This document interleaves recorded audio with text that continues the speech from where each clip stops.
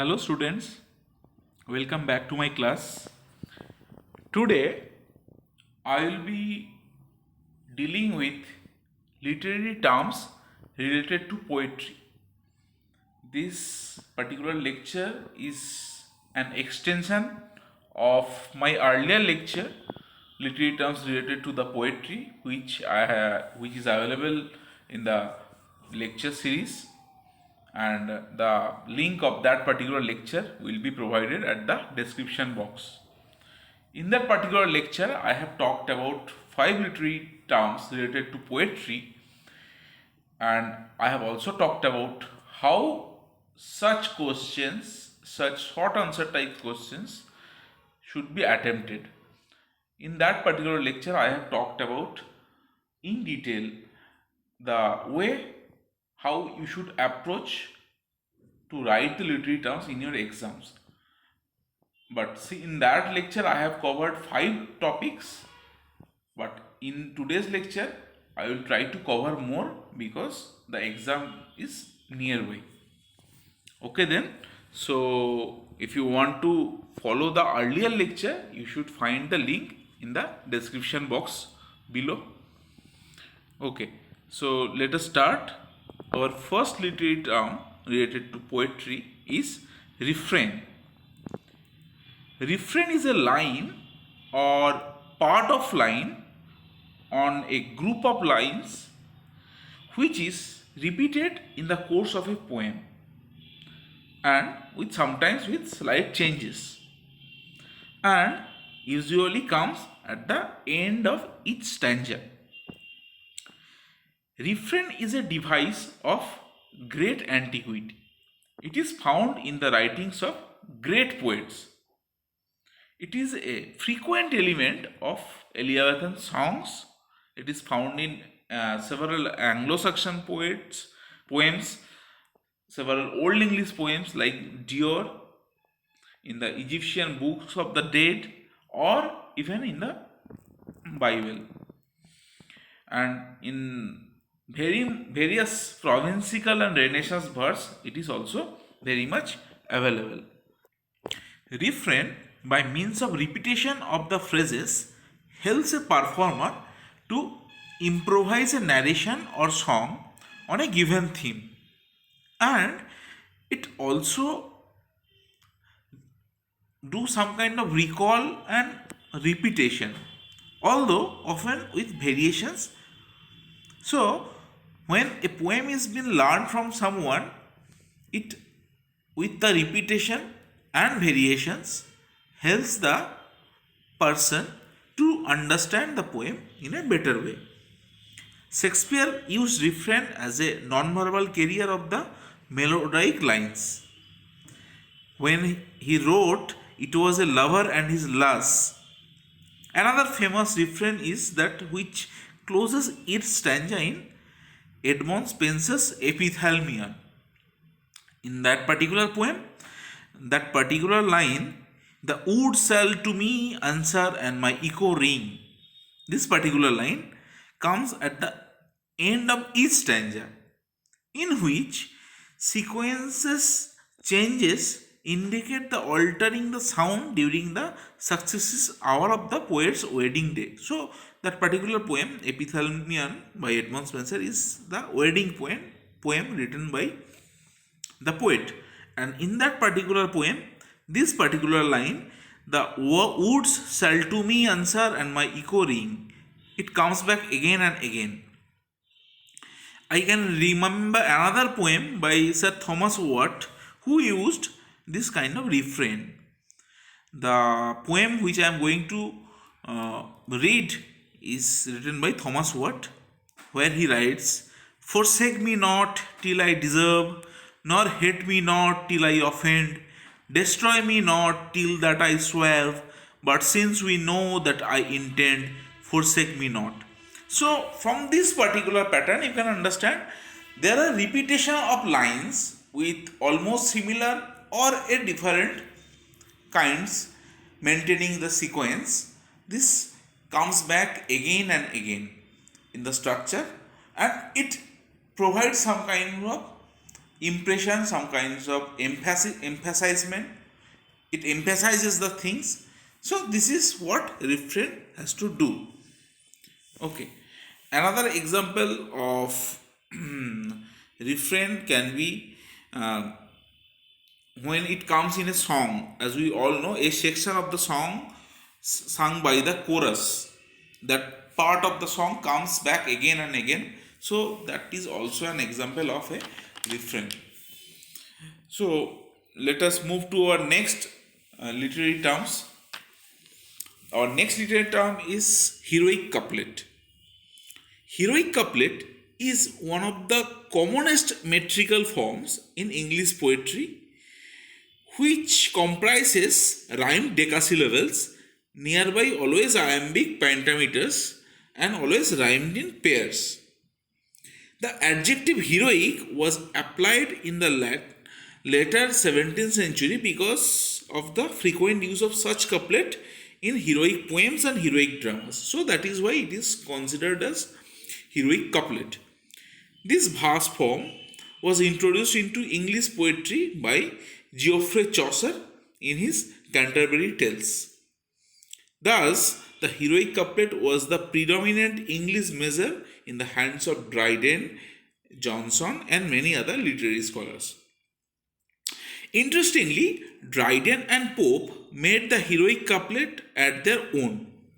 Dryden made the couplet a flexible, robust, and resonant instrument for the satire. So, heroic couplet was widely used in Dryden's satire.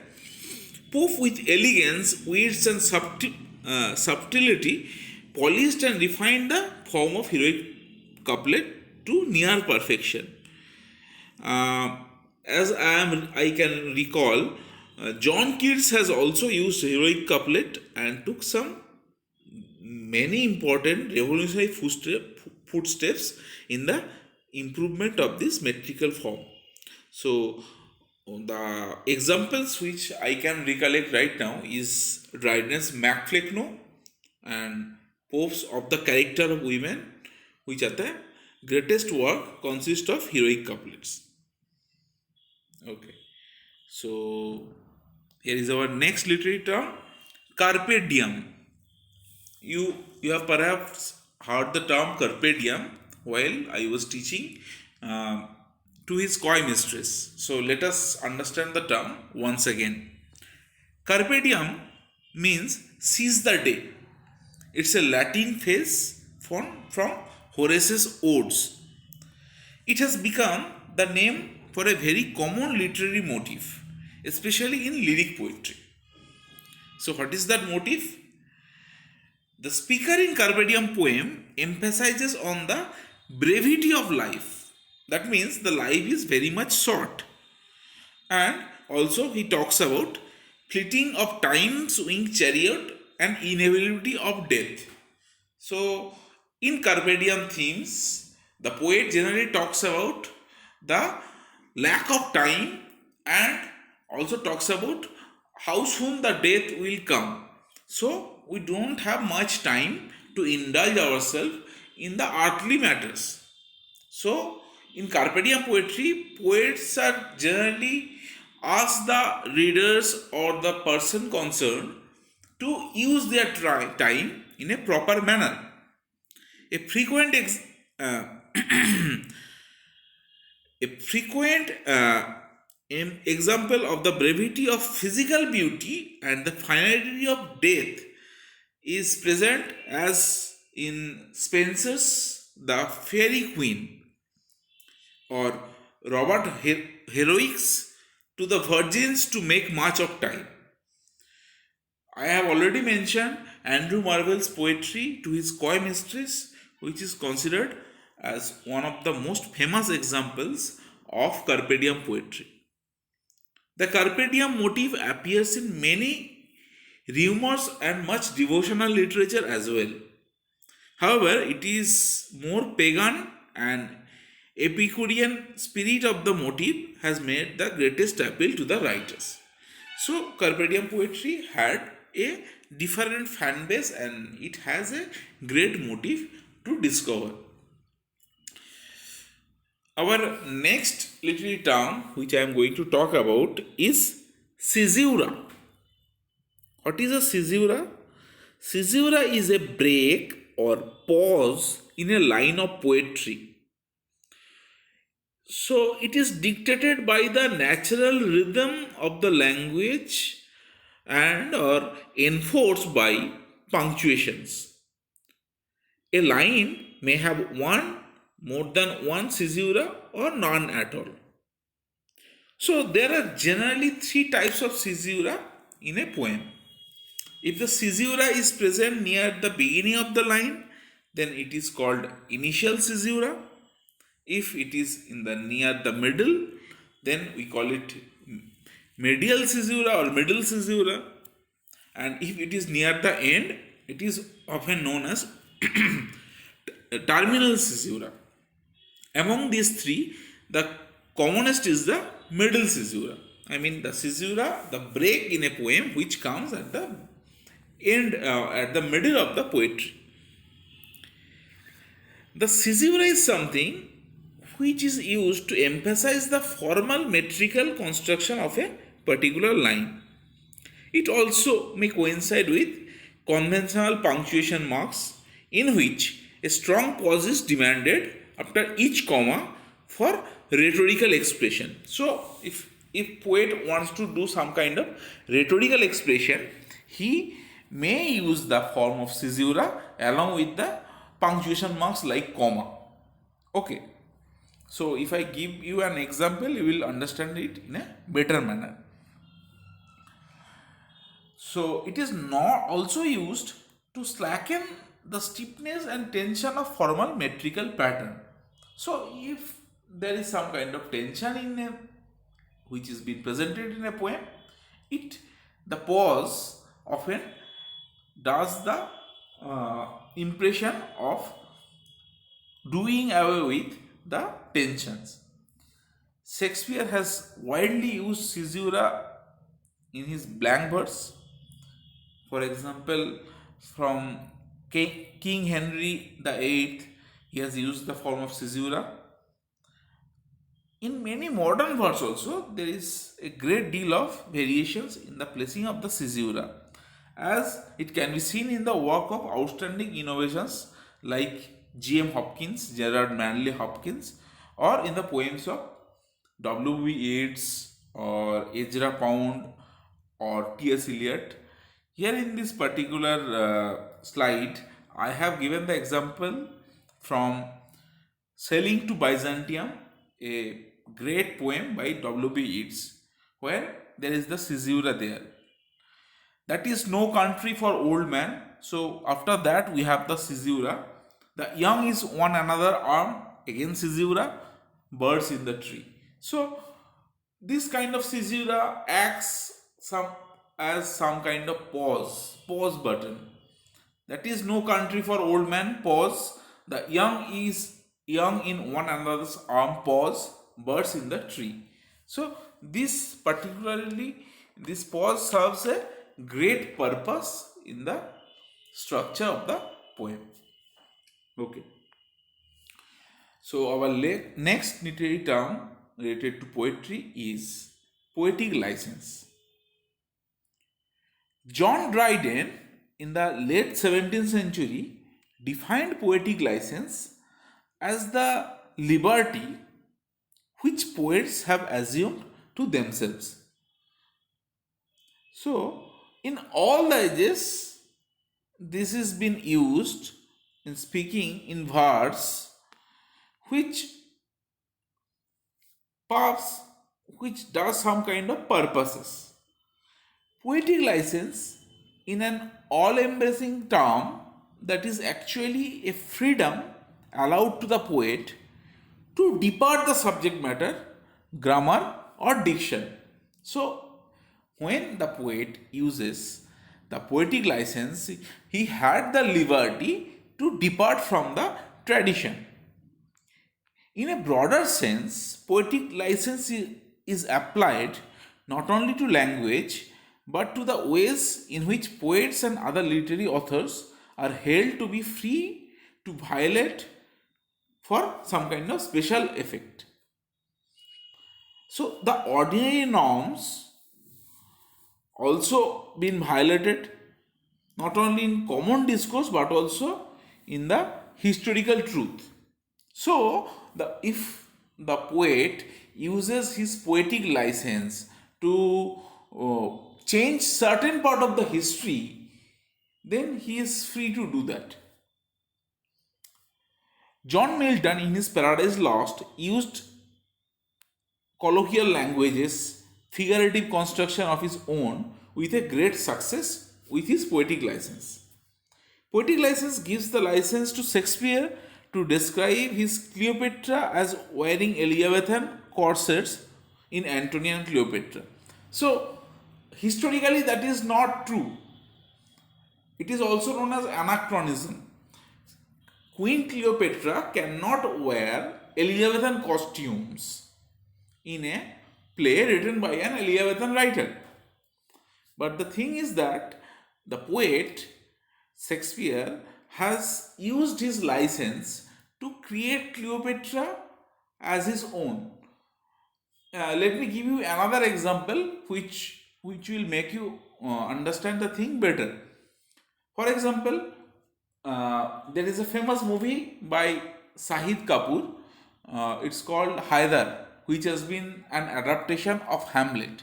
Here, the poetic license of the director enables the person to create the character of Haider in the context of the current Indian scenario, the Kashmir scenario.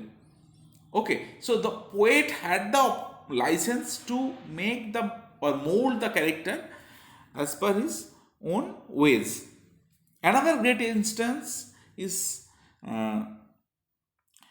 Keats in writing On First Look into the Chapman's Homer, which in that particular work he has mistakenly made Carthage instead of Balboa the discoverer of Pacific Ocean. So this kind of historical mistakes on part of the poet can be ignored because of the poetic license. Okay, so our next term is pastoral. Pastoral literally means pertaining to be shepherds. This term can be applied in two ways. First, it refers to any work with a rural setting and that generally praises a rustic way of life. And secondly, it also refers to a literary mode historically and conventionally associated with shepherds and country living. So both way can be described as pastorals. It is a great antiquity and the 3rd century BC poet Theocritus who wrote the first pastoral Idyllis, which deals with the life of Sicilian shepherds.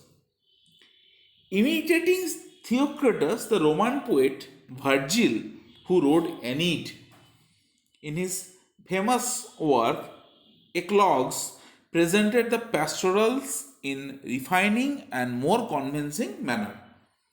So, famous writers have used the form of pastoral in different ways.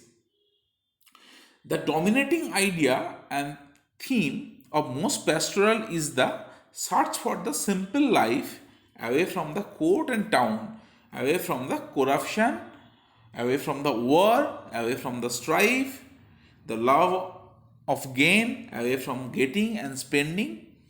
It reveals a yearning for lost innocence, love, and to some extent peace. The pastoral becomes so popular that it evolved into new hybrid forms, including lyric. Pastoral lyrics, for example, Marlowe's The Passionate Shepherds to his love. We can have pastoral poetry, for example, Spenser's The Shepherd's Calendar, then pastoral romance, Sir Philip Sidney's famous poem Arcadia. Pastoral drama is also there. For example, Shakespeare's As You Like It. And pastoral novel is also there. For example, Sanazaro's Arcadia. Apart from this, pastoral theme is there also in pastoral elegies. So it's a diversion of pastoral poetry, which is very much written in a dignified language and serious tone, expressing grief at the loss of a person. For example, Milton's Lycidias, which is an example of pastoral elegy.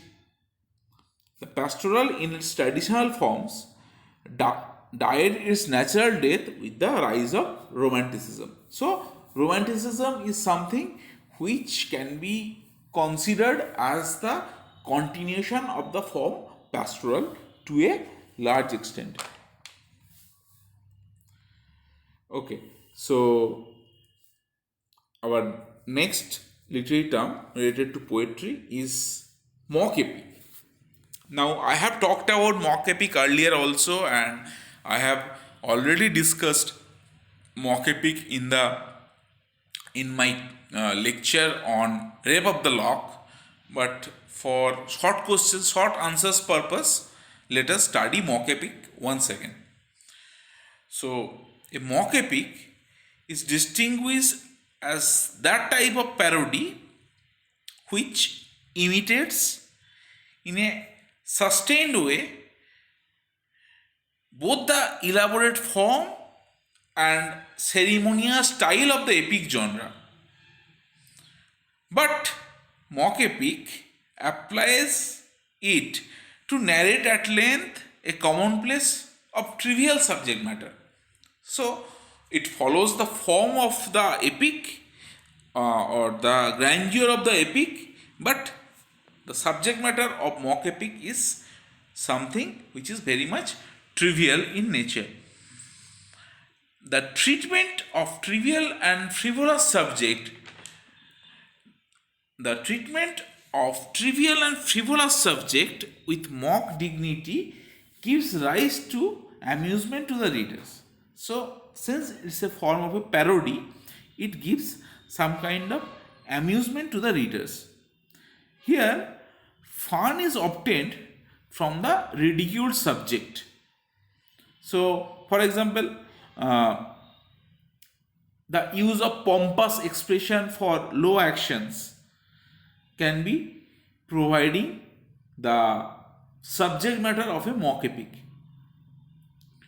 Interestingly, a mock epic maintains the epic conventions. It follows the epic conventions like formal statement of themes or the invocation to the muse, then catalogues of warriors and weapons, use of stock epithets, then use of lots and lots of Homeric similes, grand speeches, then intervention of gods in human affairs.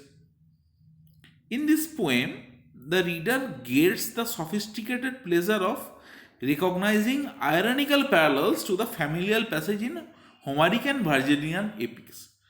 So, in the epics of Homer or Virgil, we can see a very serious form where everything is in a very serious manner, but mock epic imitates the structure of the epic but in a very trivial subject matter.